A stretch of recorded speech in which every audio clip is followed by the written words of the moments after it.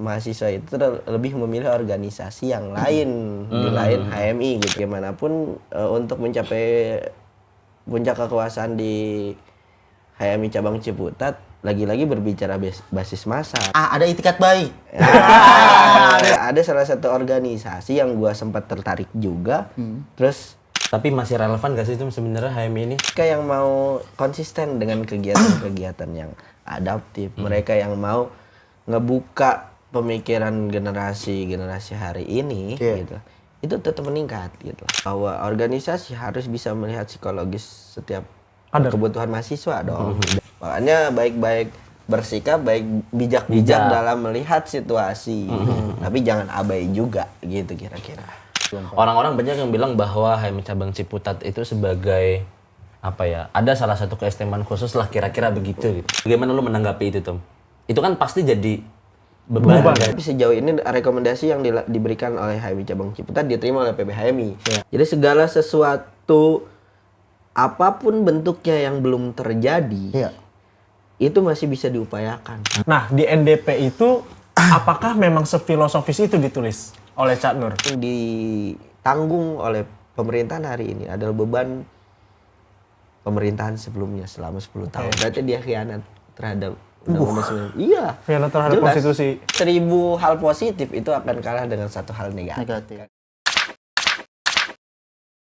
Halo Sobat Perspektif semuanya, kali ini di episode pertama kita udah kedatangan bintang tamu kita. Sebenarnya ini juga senior kita, teman kita yang banyak berbagi sharing lah terhadap keorganisasian dan juga pengalaman-pengalaman hidup kira-kira begitu.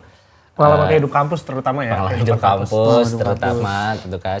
Nah kali ini kita udah bersama Ketua Umum HMI Cabang Ciputat, Irhas Abdul Hadi. Sehat. Aman. Tadi batuk-batuk. Manggilnya tuh Ketum bang apa? Lagi cuacanya kan. Cuaca Lagi sih. pancaroba peralihan cuaca dari musim panas ke musim Dingin. Pancarona nih. Bukan ini Pancarona. Pancarona dia. Bukan Pancarona dia. Kalau di telepon ada Oke. Gua ya. Kita udah sama Irhas, apaan akrabnya, udah aktif di berbagai organisasi dan hari ini diamanai sebagai Ketua Umum HMI Cabang Ciputat. Tapi kita akan bahas santai soal kemahasiswaan yang tentunya relate lah sama kehidupan teman-teman mahasiswa hari ini. Nah, sebenarnya gue mau nanya sih Tom pertama ya, langsung aja sih. selain itu bisa diganti nggak? Apa?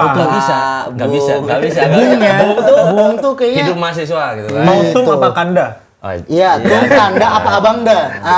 jangan kan. Nah, makanya Jangan tum aja nih. Tum aja kan. Iya Gak kan. bisa apa gue manggil lu selain ketum nih kan. Better tum daripada kanda. Better tum. Baik. Tapi emang lu pernah bercita-cita ya menjadi ketua umum HMI Cabang Ciputat? Gue gak tahu sih. Karena untuk mencapai titik ini susah tahu.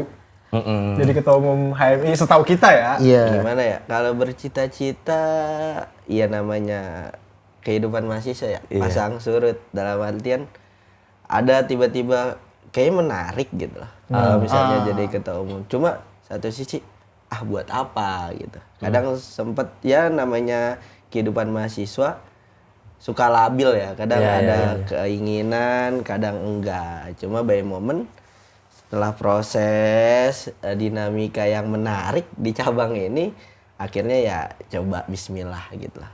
Apa yang menarik? Gini sih, karena apa ya, gue ngerasa dulu fakultas, jadi kan kalau misalnya di UIN itu khususnya di cabang Ciputat, kan ada beberapa komisariat yang katanya besar gitu, dan ada yang katanya kecil kan gitu. Wah. Seru. Dan di Rosat ini salah satu komisariat yang memang kondisinya ya seperti Bang Abid tahu kan. Gitu. Sorry, di Rosat tuh jurusan atau fakultas? Fakultas di Oke. Rosat Islamiyah. Kalau Dan itu dijadikan Islamic komisariat Studies. berarti.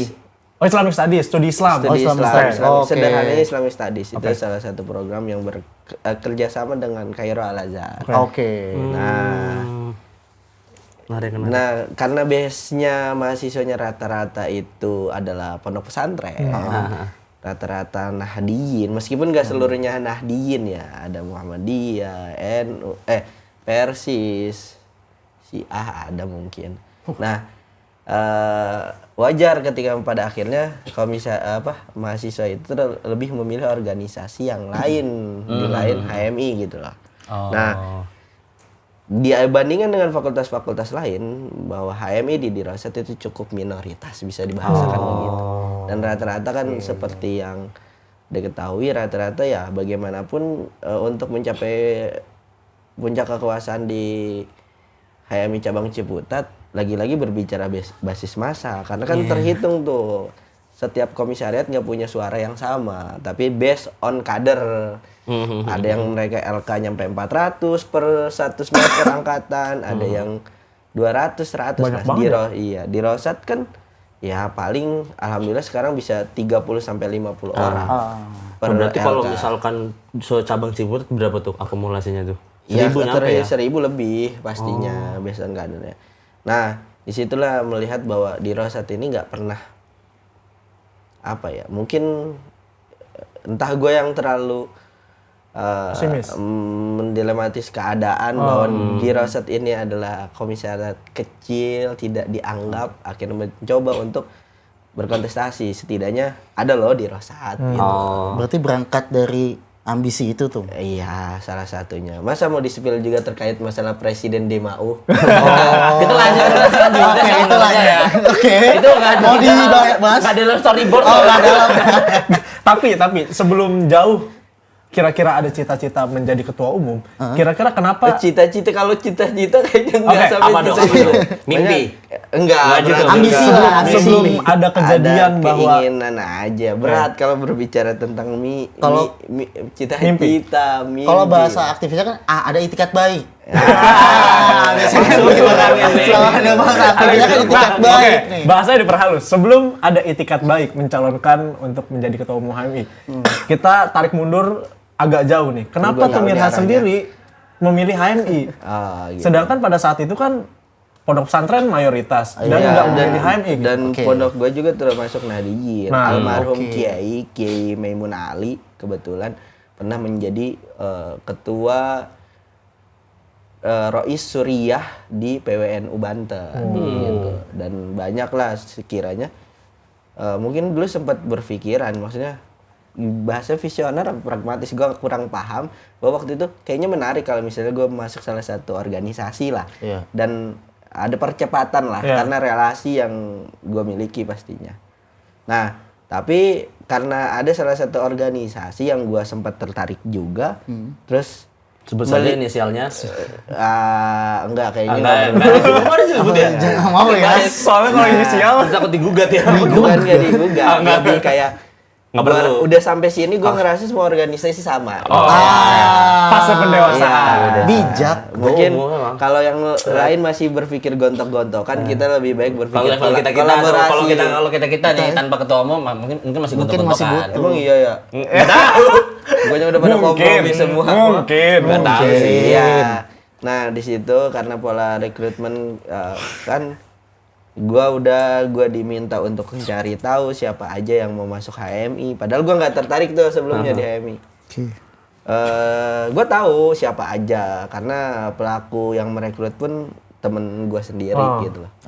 Cuma pada waktu itu gue dipaksa untuk bukan dipaksa ya, diminta untuk cari tahu siapa aja yang mau masuk HMI gitu. Gue bilang buat apa bang?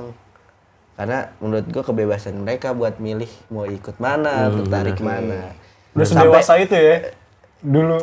Karena gap year kayaknya mas. Karena udah dewasa. Udah dewasa. Mas sudah dewasa. Terus akhirnya sampai akhir sebelum keberangkatan gue kumpul di landmark ditanya lagi, itu yang gak gue suka, dalam artian ketika awalnya gue kurang tertarik ketika gue diminta ngasih tahu karena itu hak privasi masing-masing lah buat gue. Terus di landmark di tempat terbuka gue ditanya siapa aja, teman-teman pengen tahu bang, itu hak mereka mau milih mana, tertariknya kemana, hak privasi mereka.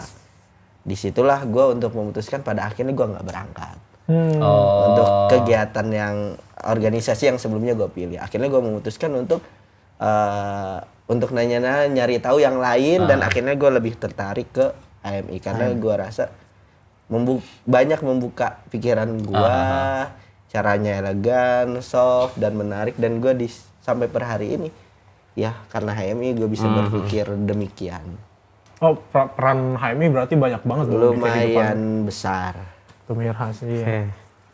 Terus tapi masih relevan gak sih itu sebenarnya HMI ini Nah, di ini kalangan yang menarik. mahasiswa Dari sekarang kacamata ya? ketua umum gitu. Kalau misalnya dikatakan sebagai organisasi hari ini menarik atau tidak? Tidak. Kenapa tidak? Karena organisasinya yang nggak mau adaptif sama kondisi. Termasuk HMI. Termasuk HMI. Dan itu juga jadi tantangan gua dan nggak mudah maksudnya. Kenapa? Di pola generasi hari ini, katakan Gen Z hari ini ya, apalagi Gen yang Alpha. nggak apa bahasa Beta yang dulu. ini. Bahasa Alpha yang dulu baru. Apa dulu ya? Sorry. Enggak, lost generation yang dikatakan lost generation dari karena angkatan COVID, COVID, iya.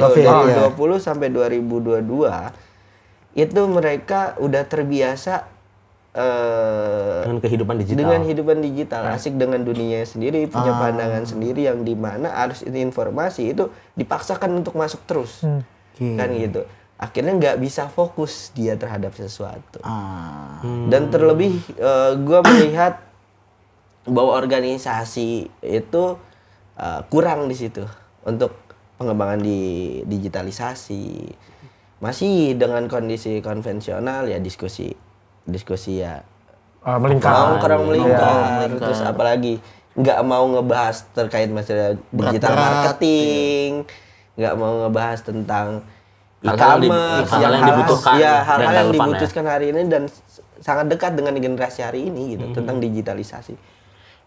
Tapi nggak bisa disalahkan juga budaya-budaya untuk penguatan literasi, budaya-budaya untuk proses dari tahap LK1 sampai jenjang training yang di setiap ada organisasi itu tetap memang harus dilakukan, dan transformasi nilai itu nggak bisa didapatkan kalau misalnya nggak duduk bareng gitu loh, face to face. Iya, mungkin ada beberapa momentum kita mengadakan diskusi secara daring, tapi nggak semuanya bisa dilakukan. Efektivitasnya pasti tidak bisa Beda lah. melebihi bagaimana kalau diskusi. Ikatan emosionalnya Ikatan pun emosional beda. beda juga. Iya. Nah, gue sih punya pendapat bahwa kenapa pada akhirnya ada yang mempertanyakan kondisi organisasi masih relevan atau tidak.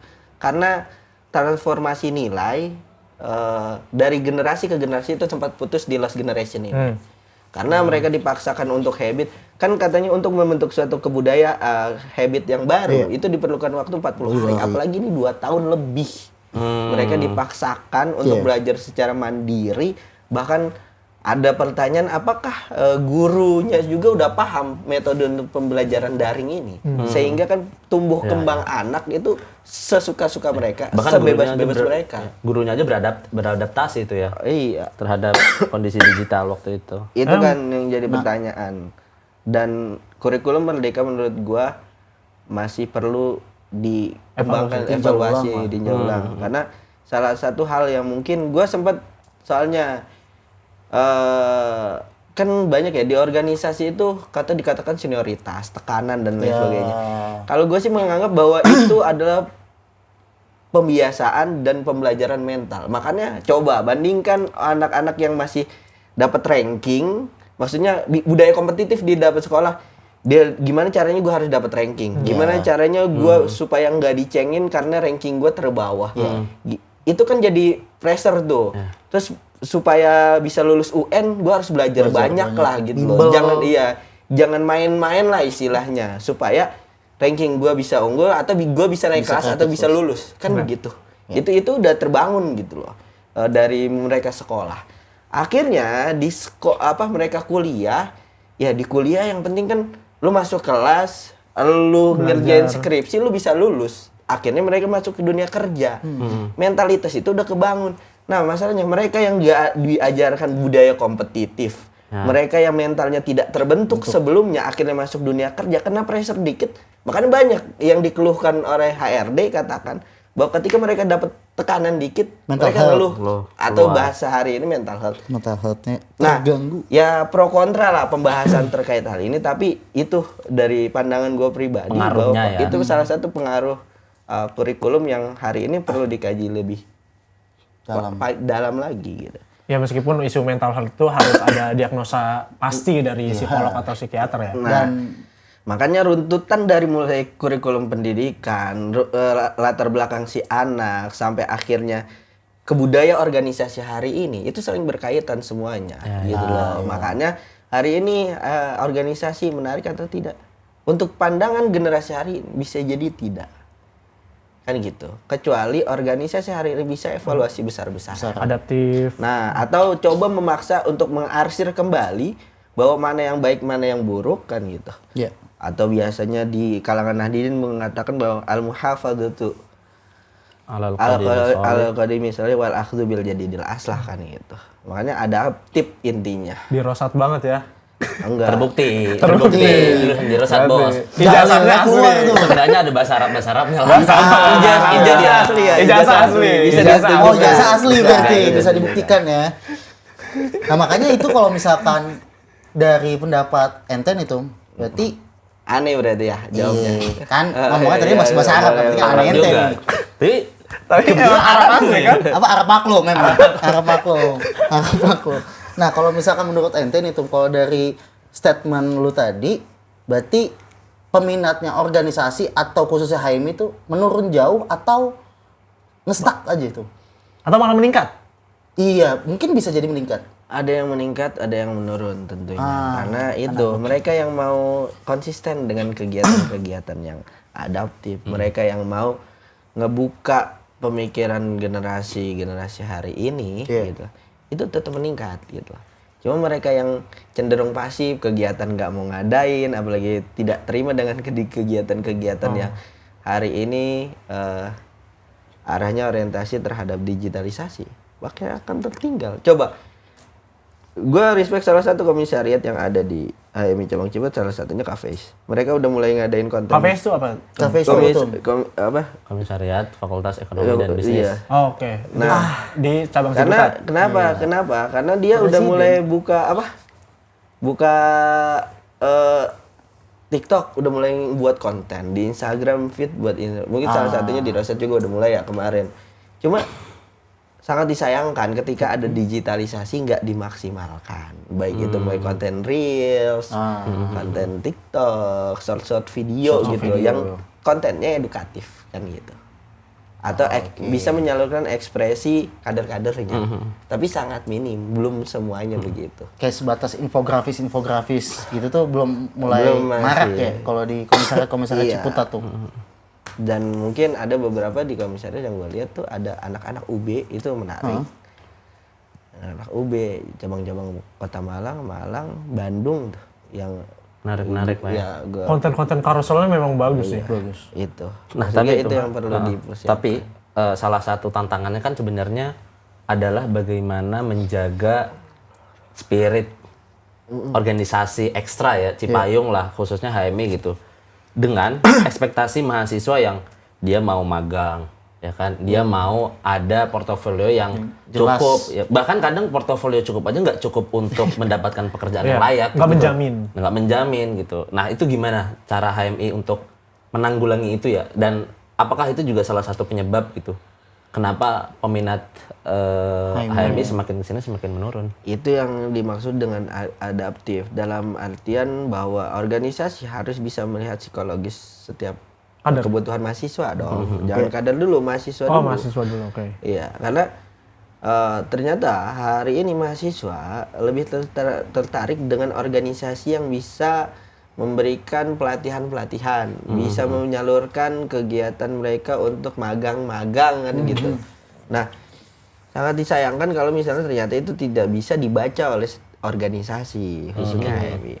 Tapi hari ini gue merespon baik apa yang dilakukan oleh PBHMI, tentunya di zaman kepemimpinan Bagas Kurniawan, karena salah satu bidang yang hari ini cukup aktif, gue melihat bahwa ada pelatihan anti korupsi, terus juga ada pelatihan PKPA untuk mereka menyiapkan calon-calon advokat gitu.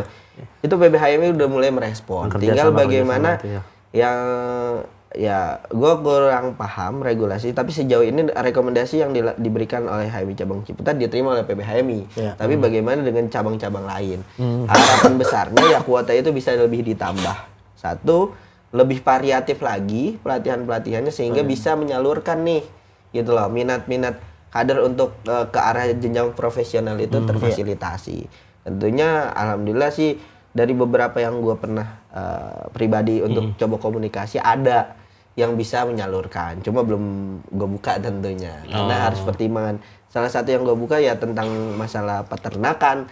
Masalahnya ketika gue analisa di UIN, UMJ, apalagi ada Unpam, peternakan ini kan kampus-kampus yang dinaungi oleh HMI Cabang Ciputat, tapi peternakan itu masih belum ada. Kan gitu. Gue kebingungan ini siapa yang mau difasilitasi di sini buat magang kan gitu. Iya. Itu paling. Cuma beberapa masih gue upayakan untuk mencoba ya sekiranya memang ada yang mau magang atau mau cari pengalaman ya gue cari.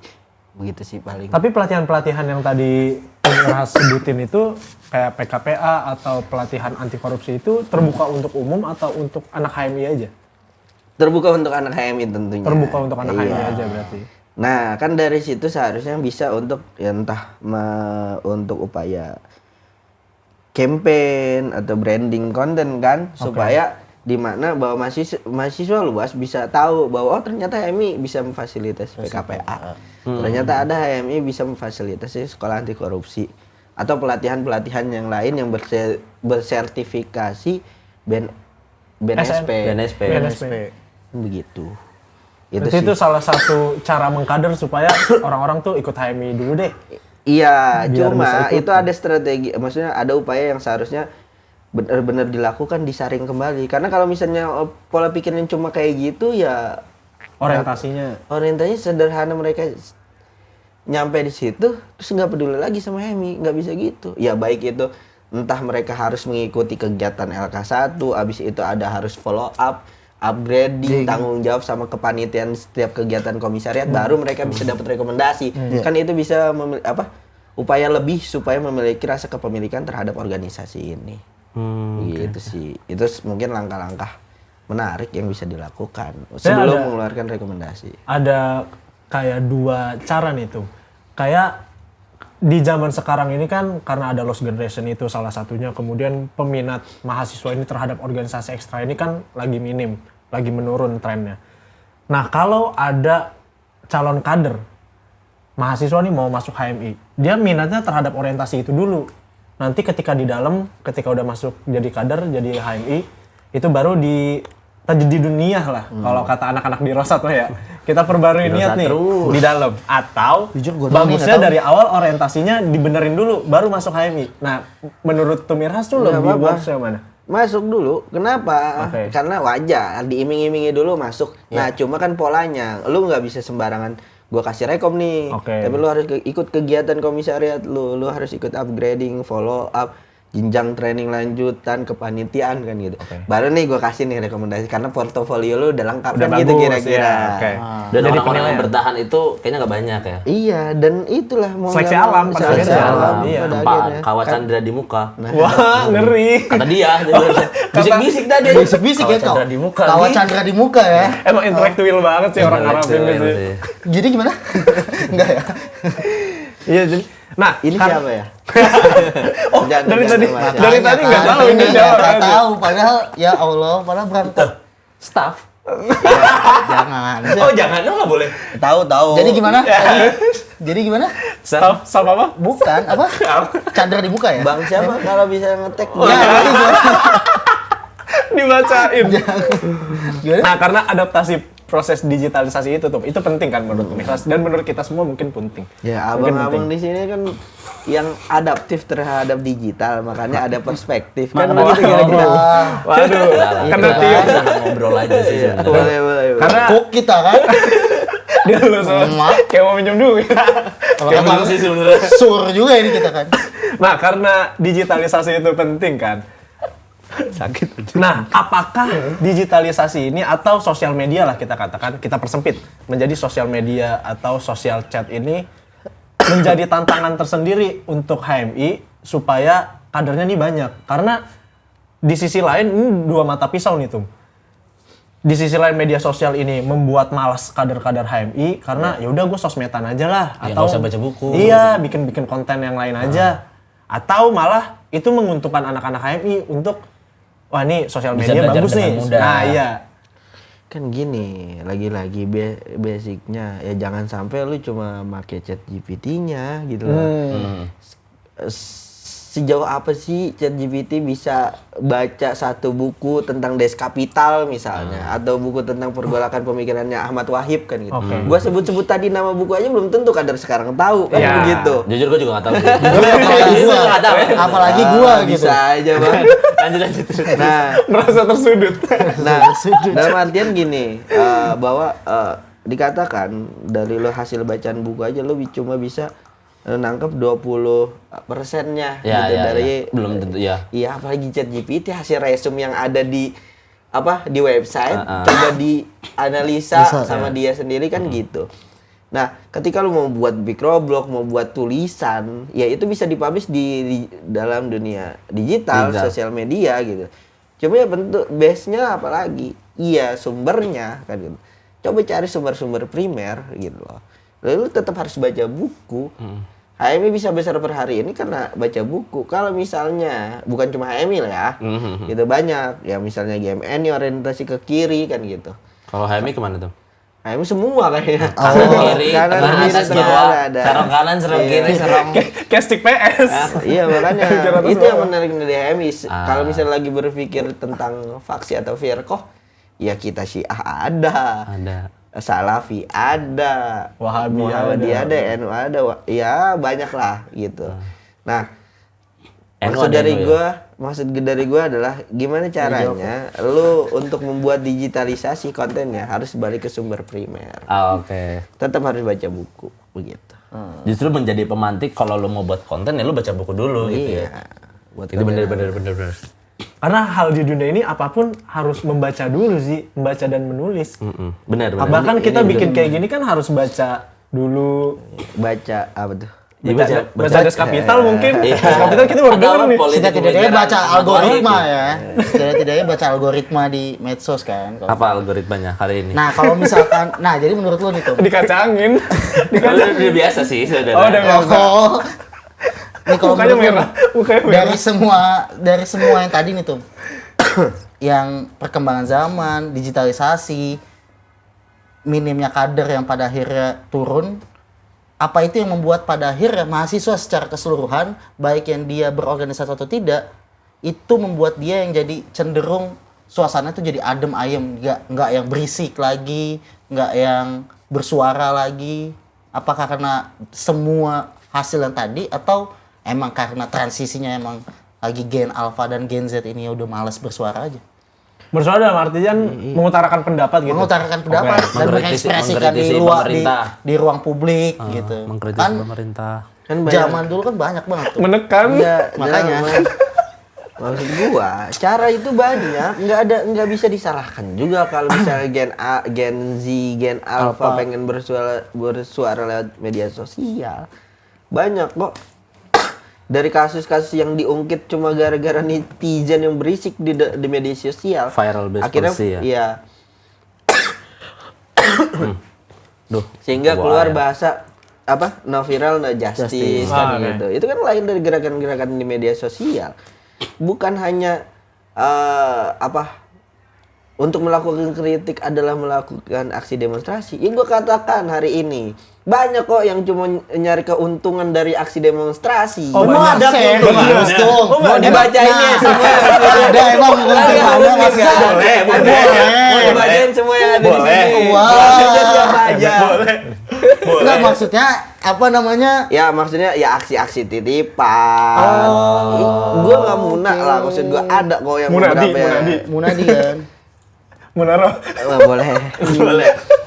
Nah, dalam artian ya selama gerakan itu masif dan tujuannya baik, ya wajar saja untuk dilakukan. Baik itu mau turun di jalan kek, mau cuma melalui kegiatan diskusi publik terus masif di media sosial kayak Menghargai atau- jalan masing-masing lah ya. Iya, nggak bisa disalahkan ketika mereka nggak turun ke jalan, mereka nggak kritis. kritis gitu ya. Jahat banget abang. Ah, ini kan kita kan bertanya, Abang.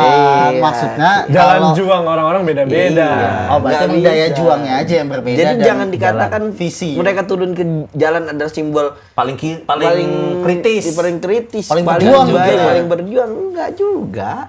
Oke. Jalur diplomasi bisa dilakukan hari Jalur ini. diplomasi itu maksudnya gimana tuh? Ya, Maksudnya banyak.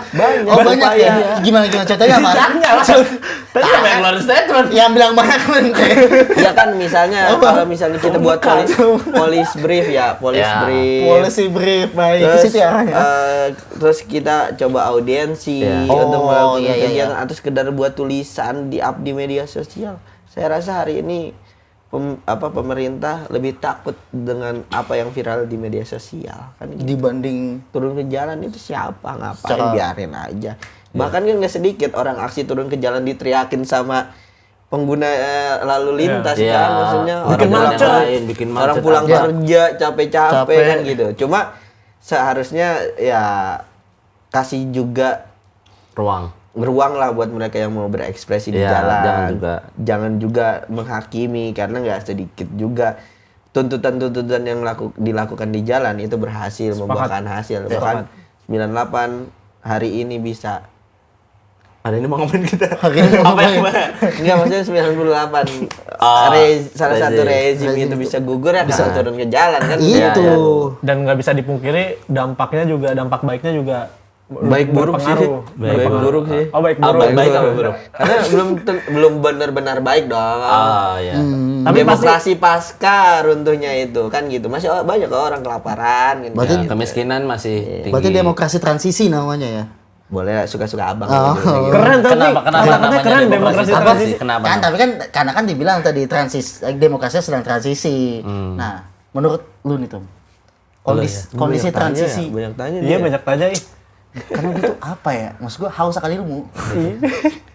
Iya, boleh. Jadi kalau menurut lu nih Tom, maksudnya karena lu kan nyinggung sedikit soal 98 kan. Yang Jangan demokrasinya kemana-mana bro. Iya, maksudnya Batasin aja gak sih pembahasannya sebelumnya iya, apa? maksudnya Tentang tipis apa? aja, tipis Tentang aja. masih Tipis aja. hari ini. Dari 98 nih sampai sekarang. Sampai reformasi lah. Iya. Ya.